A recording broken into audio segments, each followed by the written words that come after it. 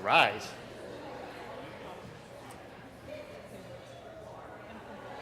Good morning. My name is Nathan Green. I'm a first-year DSD fellow at the State Department in the Bureau of International Security and Nonproliferation, Office of Cooperative Threat Reduction, in the Biosecurity Engagement Program.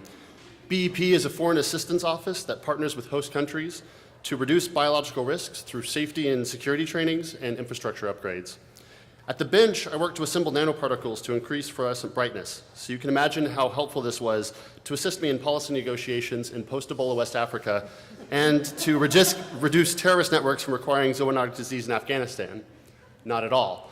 But what I have come to know is that through this year, us scientists can make pretty good diplomats as well. For instance, I was able to work with Sandia National Labs and a team of Afghans that we brought to New Delhi to train in ways of rapidly inactivating pathogens if their labs were compromised. I was also able to work with faculty from Kabul University that we brought to Jordan in basic clinical skills to detect infectious disease in livestock.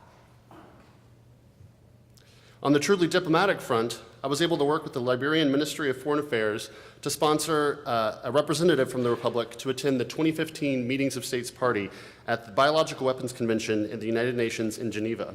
It was an incredible moment when Liberia addressed the General Assembly for the first time since the convention's founding in 1972. In West Africa, I had the good fortune of working with a stellar group of scientists during our biosafety and biosecurity trainings.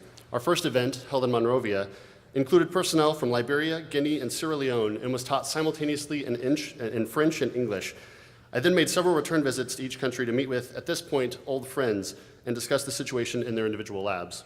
One of the more tangible accomplishments came from the work we did at a facility in Liberia that was converted into the world's largest stockpile of Ebola samples during the outbreak. We were able to rapidly secure the property with a perimeter wall that is currently undergoing finishing touches. For those interested, I invite you to check out the Vice documentary that talks about the former chimp studies that were conducted at LIBR. I was not part of the Ebola response team. I started in West Africa as the outbreak began to die down. This meant that the mission began to change from saving lives to putting policies in place to prevent the next outbreak. These policies include between the United States and host nations, and policies between foreign governments entirely to coordinate materials and expertise. Along the way, there was no shortage of inspiration, from Supreme Court Justice Stephen Breyer to the U.S. Ambassador on the Conference of Disarmament, Robert Wood, to the UN Ambassador to the United Nations, Samantha Power, to Pope Francis. This is admittedly as close as I got to him. There were always incredible people to meet at state and DC and around the world. This year, I helped secure labs in Monrovia, sponsored a diplomat in Geneva, hung out with unexpected fellow alumni in Conakry, go OU, toured laboratories in Freetown, and partnered with Afghans in Oman and in India. And all along the way, I learned that us scientists can make pretty good diplomats as well. But the greatest experience this year was getting to hang out with the coolest scientist anyone knows. You all are the brightest, most hardworking people that I've ever met, sometimes taking on 2 conference calls simultaneously. Subnivora. It has been a great pleasure to explore the DC region, survive Snowmageddon, and share in this incredible journey with you all. Thank you for your time and stories, and thank you to AAAS for this once-in-a-lifetime experience.